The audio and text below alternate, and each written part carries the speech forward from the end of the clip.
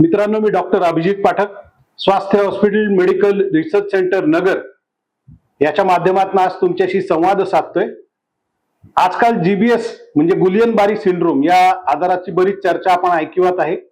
मुळात काय होतं की पोटात किंवा नाका घशात काही इन्फेक्शन होतं आणि त्या इन्फेक्शनमुळे जे विषाणू असतात ते जंतू मारण्यासाठी जी शरीराची प्रतिकार शक्ती असते, ती प्रतिकार शक्ती काही दुर्दैवी पेशंट्समध्ये म्हणजे लाखातनं एखाद्या व्यक्तीमध्ये ती शरीराच्या नसांच्या अगेन्स्ट काम करते।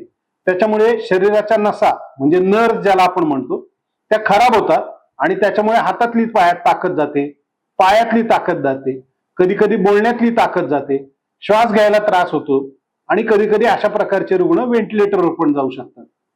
पण हा आजार पूर्णपणे बरा होतो, 80 ते 90% रुग्ण हे बरे होतात आणि prevention is the best cure.